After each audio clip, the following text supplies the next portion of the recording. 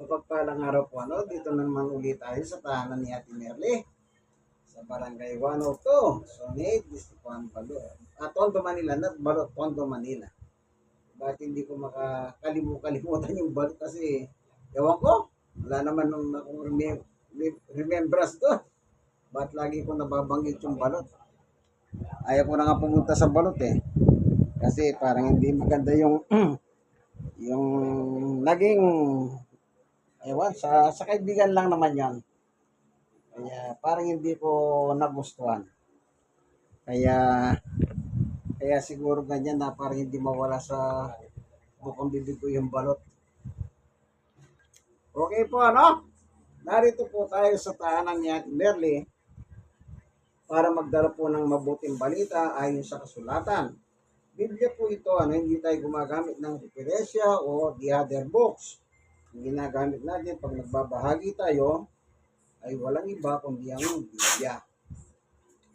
Ngayon, bilang mangangaral ng Diyos si Apostol Pablo, ito ang ating bibigyan pansin yung kanyang salita. Pero bago tayo magsimula, siyempre, gaya ng ating ginagawa, naging kaugalian na natin, tayo ay lumalapit sa Diyos upang siya ang papatnubay sa atin upang ating maunawahan ang kanyang mga turo't aral. Panginoon Diyos, aming Ama, na makapangyarihan sa lahat. Minsan pa, maraming pong salamat sa pagkakataon na binigay mo sa amin na malaya po kami butilin ang iyong mga turo't aral. Kasama po ang pamilya ni Ate Merly at yung mga manonood naman po sa social media. Buksan mo po ang puso at isip nila upang sila man po ay makinabang o Diyos sa iyong salita, sapagkat ang iyong salita ay buhay ng tao o buhay namin mismo. Salamat po sa pangalan ni Jesus. Amen. Ang sabi rito ni Pablo, yung kanyang pagtatapat. Ito yung pagtatapat ni Pablo. Ito ang ating titignan pansin. Bakit nagtapat si Pablo o ni-reveal yung kanyang buhay before na naging apostol siya ng ating Panginoong Hesus. Ganito po ang kanyang kwento patungkol sa kanyang buhay. Baka makaka-relate kayo kung nanonood ng video, baka makarelate kayo. Tignan niyo po ang sinasabi ni Apostol Pablo. Sa unang Timoteo chapter 1 verse 12. Nagpapasalamat ako kay Kristo Jesus na ating Panginoon na nagbigay sa akin ng lakas para sa gawain ito, yung pangangaral. Sapagkat ako'y minarapat niya. Ibig sabihin, hindi siya karapat-dapat talaga. Hindi siya karapat-dapat, pero ano sabi niya? Minarapat niya ako. Sa isang pagkakataon, may isang salita si Pablo, sabi niya, yung ang tao nagkasala, sabi niya, walang karapat-dapat kahit isa. Ibig sabihin, nung sinabi ni Pablo noon, wala palang talagang karapat-dapat sa Diyos kahit isa. Kasi, ang sabi niya, kahit isa. Sabi niya, kahit isa, wala. Ngayon, bakit ang salita ni Pablo dito? Na ano sinabi niya? Sapagkat ako'y minarapat niya. At ano pa? At tinirang na maging lingkod. Yun yung kanyang pagiging apostol. Pagka-ministro, inassign siya ni Jesus na kanyang tungkulin. Isipin niyo po ang biyaya ng Diyos na binigay sa kanya. Pero ito yung pinagtapat niya. Ito yung kasalanan niya. Kasi, inirang niya ako upang maglingkod sa kanya, bagamat nung una,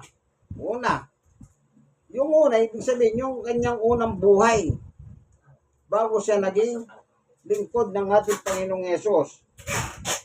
Ang sabi niya, bagamat nung unay, nagsalita ako laban sa kanya, si Hesus.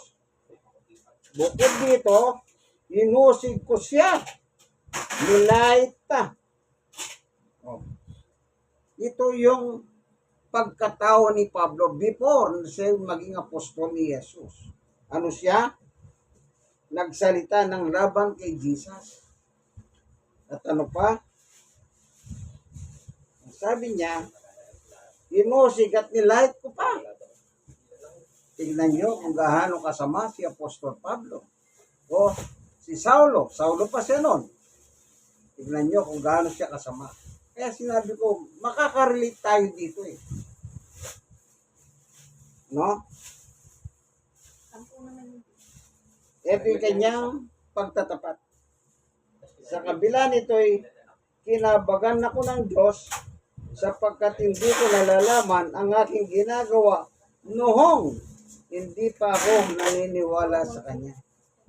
Yun pala, hindi pala siya naniniwala kay Jesus. Kaya pala niya nilay, kinalaban si Jesus. Isipin nyo, ang daming pwedeng kalabanan ni Pablo. Ang kinalaban niya, ang ating Panginoong Jesucristo. Ang lakas, ano? Ang lakas tama. Tayo kaya natin gawin yung ginawa ni Pablo? Palagay ko, hindi natin magawa yon. Kasi baka yung kapalaran ni Pablo, hindi natin maging kapalaran. Di ba? Pero minarapat siya kahit hindi po siya karapat-dapat sa paningin ng Diyos. Amen. Okay, tuloy natin. Sa 14, iginawad sa akin ng Panginoon ang kanyang masaganang pagpapala o pinagpalapas niya. Isipin niyo, dating kumakalabang kay Jesus, dating nanlalay, tinuusig si Jesus, pinagpala pa ng Diyos. Amen. So, ibig sabihin, ganyan po kung magmahal ang Diyos. Wala siyang pinipili. Kung tutusin, tingnan nyo si Pablo, siya ang pinakamasama sa lahat ng masama. Meron pa ba sasama kay Pablo sa panahon niya? Wala na. Wala na. Pero anong sabi niya? Pinagpala siya. Amen. Ano po? Ano sabi niya? Iginawad sa akin ng Panginoon ang kanyang masaganang pagpapala. Masagana, ibig sabihin, marami. Pero wag naman natin tularan si Pablo. Baka yung kapalaran ni Pablo, iba na may maging kapalaran natin. Di ba? Ingat lang. Kasi meron sinabi si Pablo, babasahin natin mamaya, tapusin muna natin to. Sabi niya, ginawad sa akin ng Panginoon ang kanyang masaganang pagpapala, kalagi pananampalataya at pag-ibig na nasa atin dahil sa pagkikipag-isa natin kay Kristo Jesus. So, yung dating wala siyang pananampalataya, binigyan siya ng Diyos ng pananampalataya. Kita nyo? Ano sabi ni Pablo? Ginawa ko ito sa kawalan ko ng paniwala sa Kanya. Kita nyo? Kaya binigyan siya ng paniwala ng Diyos o pananampalataya. So, love, kasi mahal tayo ng Diyos kahit masama tayo. Gaya ni Pablo, siyang pinakamasama, pero minahal pa rin po siya ng Diyos. Amen. Sa verse 15, narito ang isang, at wag dito, yung isa, sandali yung pinakamasama, sabi niya, yun na lang ang kukunin natin.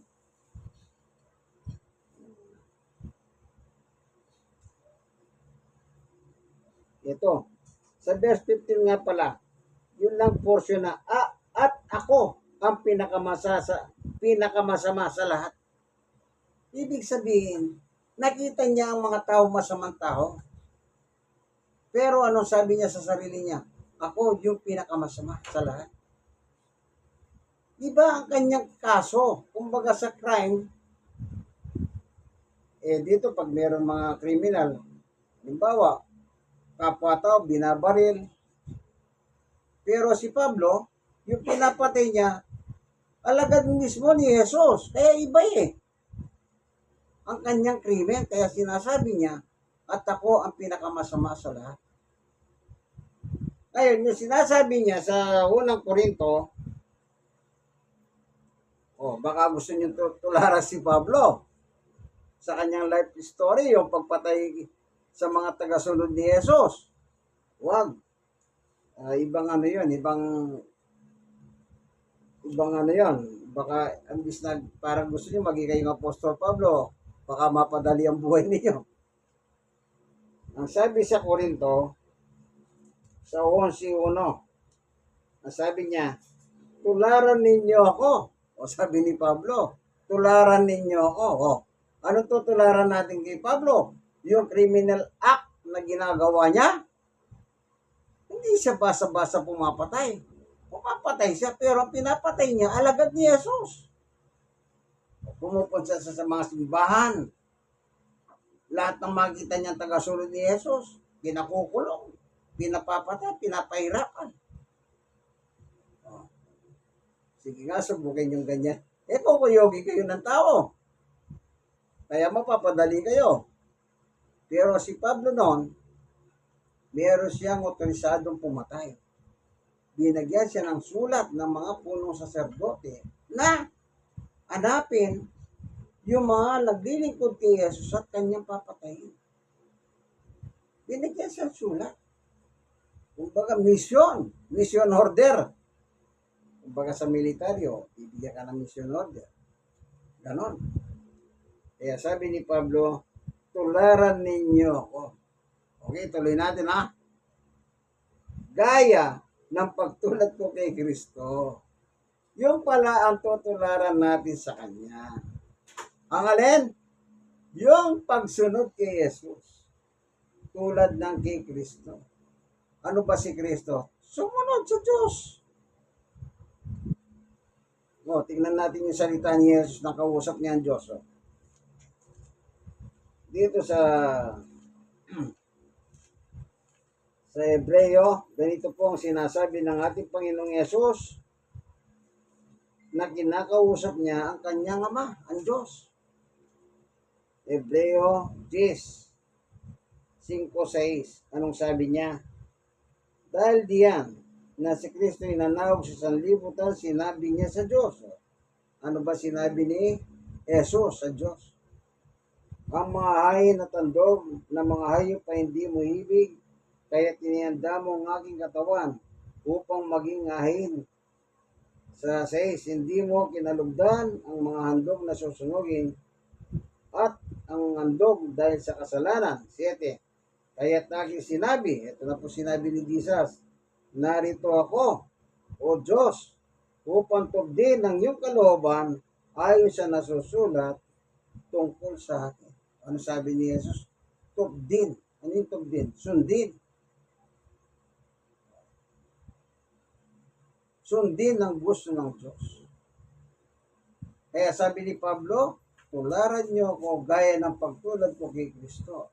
Anong ginawa ni Kristo? Sumunod siya sa Diyos. Pero hindi para maminsala ng tao. Yung pagsunod pala sa paglilingkod sa Kanya. 8. Sinabi muna niya, hindi mo inibig o kinalugdan ng mga hayin at handog sa mga hayop, mga handog na nasusunugin at mga handog dahil sa kasalanan. Bagamat ito'y inihandog ayon sa kautusan. 9. Sa kanya sinabi, narito ako upang tugdin ang iyong kalooban. Kanino kalooban ang susundin ni Jesus? Kalooban po ng Diyos, ang kanyang Ama. Narito ako. Parang ganito po kasimple yan. Bawa, anak ka, may tatay ka, may nanay ka. Pag meron kang ibang kapatid, halimbawa sabi ng tatay, ibili niyo nga ako ng pagkain ko. Tapos, walang gumagalaw sa anak. Ano sabi ng isa? Ay, akin na tayo, bibili na kita. Parang ganon po. Ang ginawa ni Jesus, sundin ang kalooban mo, Ama. Ayon sa nasusulat sa akin. Yun ang susundin pala natin, yung pagsunod niya sa Diyos Ama. O, di ba maganda yan? Kahit naman sa pamilya, sige nga, pag mayroong isang anak na masunod sa magulang, o, di ba? Anong sabi ng mga ibang anak? Ay, parang hindi tayo anak, parang isa lang ang anak ni tatay. Di ba ganon? nagseselos pa. Eh bakit? Eh natural, sa literal lang pag ang isang anak masunuri sa magulang, swerte yun.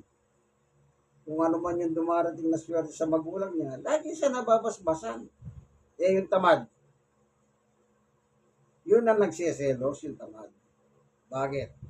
Alam nyo, ako meron kong nakasama dun eh. Hindi ko napapangalanan, baka napanood dito eh. Alam nyo ano sinabi niya? Parang hindi ako anak ng magulang ko. Isipin mo, may edad na, masabi pa yung ganon. Sabi ko naman, bakit naman mo nasabi yan? Na parang hindi ka anak. Eh kasi yan, yung iba kong kapatid, nakikita ko ibang pagtingin sa kanila. Pagdating sa akin, sabi ko, simple lang. Tanungin mo nanay mo kung sa kanya napulot. Baka napulot ka lang sa tayo ng kalabaw. Hindi pa mga joke kasi yun eh. Joke lang yun sa akin. Wala namang gano'n eh. Meron ka bang mapulot na tao sa tayo ng kalabaw? Mga biro-biro lang yun. Pero yun ay may katotohanan. Kaya kung minsan po, nagkakaroon ng silusan. Kaya kung ako ang tatanungin nyo, kayo mga nakikinig, kung mga anak kayo, mas sumunod na lang kayo sa inyong magulang. Mas maganda yun. Unang-una, pag maging masunurin ka sa magulang mo, masunurin ka sa Diyos. Ang sinabi ng Diyos ay kay Pablo, anak, sumunod ka sa iyong magulang. Alam binanggit si Pablo na ibang rason ha.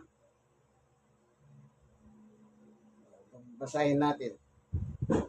Maganda po yung sumunod. Kasi pag sumunod ka sa iyong magulang, sumunod ka sa Diyos. Eh bakit? Hindi nyo po alam na yung mga magulang natin, yung tatay natin, yung nanay natin, o lolo natin ang nagkukustodi sa atin, o lola natin, kapag sinunod natin sila, para nyo na rin po sinunod ng Diyos. Ganito po ang sabi ni Apostol Pablo. Kaya yung mga masunuri sa mga magulang ng mga anak, swerte yan. Ipagpapalain yan. Ang sabi ni Apostol Pablo, ito, Efeso 6:1, mga anak, anak ang tinutukoy ha, sundin ninyo ang inyong magulang alang-alang sa Panginoon, sapagkat ito ang nararapat. Wala nang ibang nilagay na rason pa dyan. Ano? Ito ang nararapat. Kaya pag sinunod mo ang iyong magulang, yung iba sabi, walang iya kasi ang tatay ko eh. Meron ako naririnig na ganyan. Yung mismong anak, pinalarayos yung tatay. Sabi ko, darating ang araw, pag namatay yan, iiyak at iiyak ka rin. Kung ano man yung naging problema ng tatay ninyo sa pamilya, huwag mong pakialaman yun. Tatay mo yan. Kapon, nakita ko yung tatay kapon. Walang damit, akala mo siga eh. Saan ka galing kapon? Diyan. Walang tao, nakasara yung pinto. Yung pinto ng bahay ng nanay niya. Galing din ako ron, wala nga tao eh. Sabi ko, patay ang ilaw eh. Ba't hindi ka kasi umuwi? Umuwi doon sa asawa. Hindi yun ang ibig sabihin, umuwi sa nanay niya. Sabi niya, pinalayas nga ako ng anak ko doon eh. Isipin niyo yung anak niya, palayasin ka. Hindi yun. Talagang hindi ka na pwedeng umuwi doon ka ako. Ang sabi ng nanay mo sa akin, umuwi ka na sa kanila. Anong sagot niya? Ayaw ko. Kita mo na. Bakit tayo niya pong umuwi sa kanyang nanay? Eh ayaw niya kasi maturuan siya ng nanay. Ang ayaw niya, yung parang lagi naninervo ng nanay. Sabi ko sa iyo, sermon lang. Ay, doon na lang ako sa tulay tumira. May mga anak po palang ganyan. akala niya sinasabi ko siguro, akala niya pinauwi ko sa kanyang asawa. Alam ko naman hindi na talaga makakauwi sa asawa eh. Ang sabi ko, umuwi ka sa iyong nanay. Kasi yun ang gusto ng nanay mo. Nagsabi sa akin, gusto ko nang umuwi ang anak ko sa akin. Ang ayaw ng anak, kasi nga, medyo mapunganga yung nanay. Eh, natural na yung nanay kayo. Meron bang nanay hindi binubungahan ng anak? Eh, pagka hindi nabungahan ng anak, eh, di parang walang ano yan. Dapat igalang sundin ng magulang sapagkat yan ang ano, nararapat. Tuloy natin yung kasunod. Igalang mo ang iyong ama't ina. Ano yung igalang? Kahit anong mali ng iyong magulang, huwag mo nang ipagsabi, especially sa social media. Kasi ang magbabasa niyan, milyon. Huwag mong ibabander sa Facebook, sa TikTok, sa lahat ng ano. Huwag mong ibabandera kung ano man yung kakulangan ng iyong magulang. Anong sabi ng Biblia? Igalang. Kaya kung ibinandila mo yung ugali ng magulang mo, paggalang pa ba yun? Hindi, paninira yun. Sinisira mo ang pinagbulan mong pamilya. Di ba? Ano pa nakalagay? Igalang mo ang iyong ama't ina. Ito ang utos. Utos pala. Na may kalagip na pangako. Ganito pangako. Tres, ikaw ay giginawa at lalawig ang iyong buhay dito sa lupa. Pagpapala pala sukli. Pag sumunod ka sa iyong magulang. Eh, naghanap ka ng pagpapala ng Diyos. Eh, ilang pagsunod sa magulang, hindi mo magawa. Anong sabi ni Pablo? Sumunod po tayo. Yung salita ni Pablo, salita ng Yesus yun. Ang salita ni Yesus, salita ng Diyos. Kaya pagpapalain tayo pag sumusunod tayo sa aral ng Diyos. Si Pablo po, minsan nagkamali na siya. Pero umami siya at humingi ng tawad sa Diyos at ang pinatawad naman siya ng Diyos at pinasagana ang pagpapala sa Kanya. Amen? Salamat, Panginoon Diyos, sa iyong pagpapala na patuloy mong ibinubuo sa mga nagmamahal sa iyo. Salamat po sa pangalan ng aming Panginoong Yesus. Amen. Minsan pa mga kaibigan, binasa po natin lahat yan sa Biblia. Wala tayong invento dyan. Walang AI dyan. Baka sabihin nyo, ako, hindi naman. Ito kung meron kayong Biblia, pwede nyo naman ako sundin sa Biblia. Kahit anong Biblia, welcome po yan. Walang problema sa akin pagdating po sa Biblia. Kahit ano, translation yan. Ito po, inyong kaibigan kay Jesus, Brother Manny Bautista. Nasa tahanan tayo ni Ate Merly. Okay. Para makita nyo po, hindi lang siya, pati yung anak niya. Ayan, yung anak niya, meron ginagawa. Nakasama namin ngayon sa oras nito. God bless po sa inyo lahat. Manalangin po kayo sa Diyos. At mainit ang panahon at mainit din ang politika.